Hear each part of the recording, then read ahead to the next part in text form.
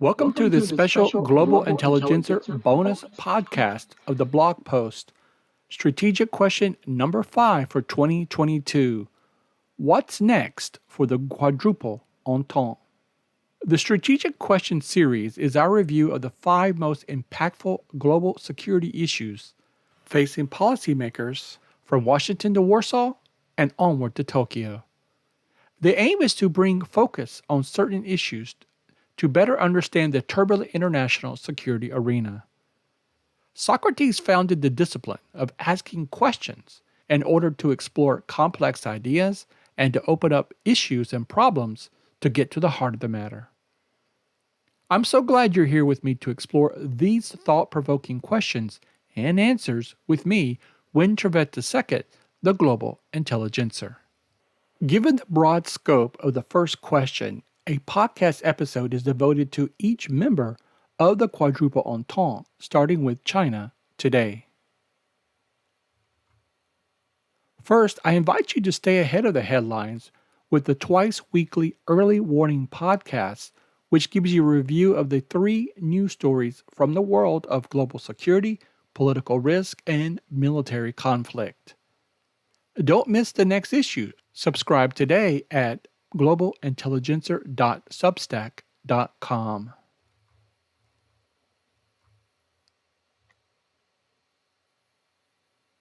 Here is a quote to start the review of the Quadruple Entente. Quote, "Similarly, even as we focus on deterring China and imposing costs on Russia, we cannot ignore threats emanating from other states like Iran and North Korea. Managing these risks while bolstering great power deterrence will be no small order." This is from the written testimony of Michel Flournoy before the Senate Armed Services Committee, March 1, 2022. China, Russia, Iran, and North Korea form a Quadruple Entente, QE, to oppose and undermine the U.S.-created post-World War II international order. Through diplomatic, military, and economic cooperation, the QE pursue their national interests with a common goal to dislodge Western influence in their respective regions and across the globe. All members of the QE represent both conventional, nuclear, and asymmetric threats, cyber, space, and/or terror to the rules-based international order. They are revisionist powers with regional and global ambitions, offering multidimensional threat vectors confronting their main enemy, the United States, its allies, and partners across the world.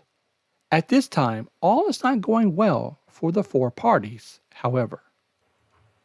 So we turn to our first country in the Quadruple Entente, China. Chairman Xi Jinping's China dream is a challenge for freedom-loving people in the world. China seeks its past glory and its rightful place in the world, guided by the humiliation narrative of the Chinese Communist Party as justification for its repressive domestic and bullying foreign policies.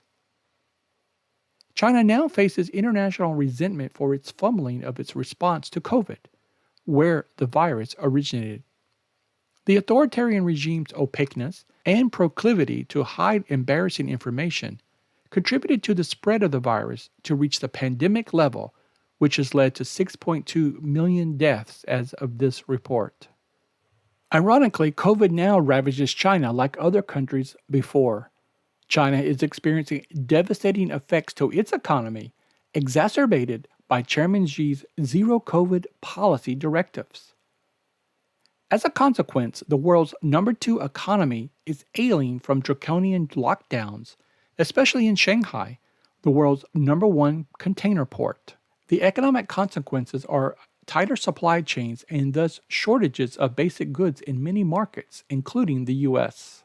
Beijing also has unequivocally supported Moscow's invasion of Ukraine, namely by buying Russian oil, a perhaps costly error as the images of mass graves, bloody streets, and bombed-out buildings continue to be beamed from the war zone.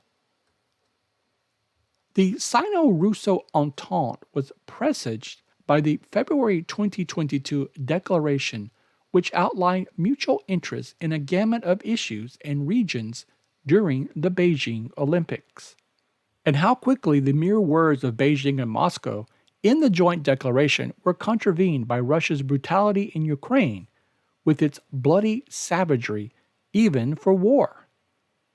Quote, the sides oppose the return of international relations to the state of confrontation between major powers, when the weak fall prey to the strong. Well, a weaker Ukraine, at least at the onset, seemed about to fall to a stronger Russia.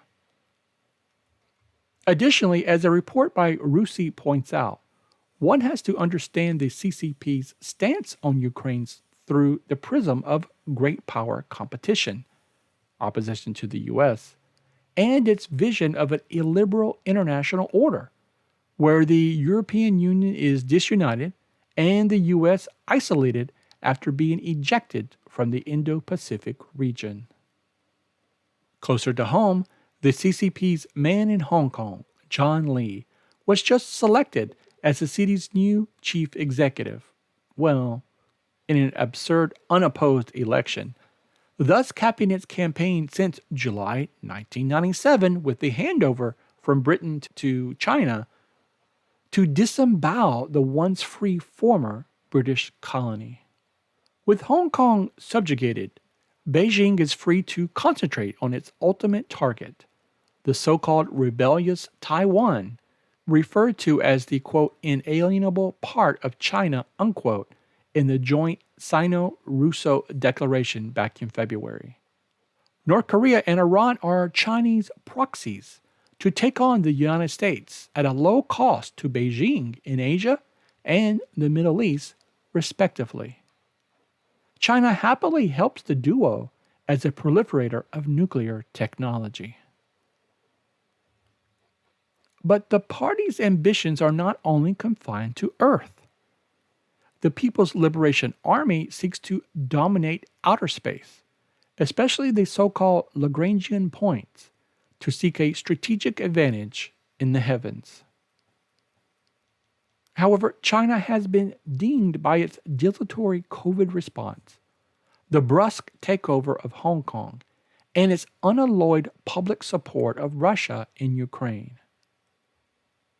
While Chairman Xi Jinping will get his third term of power at the 20th National Congress in the fall, essentially cementing his lifetime leadership of China, these troubled times should cause the CCP to rethink its approach towards Taiwan and delay any aggressive moves of quote-unquote reunification, at least until 2023.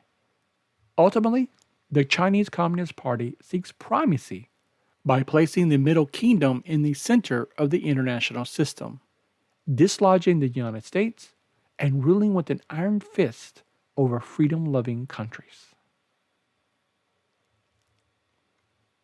Stay tuned for tomorrow's episode, What's Next for the Quadruple Entente? Russia. Meanwhile, get a unique perspective on global security, political risk, and military conflict when you subscribe to the Global Intelligencer podcast at globalintelligencer.substack.com. Thanks for being with me today for this review of What's Next for the Quadruple Entente. I'm Win Trevette II, the Global Intelligencer.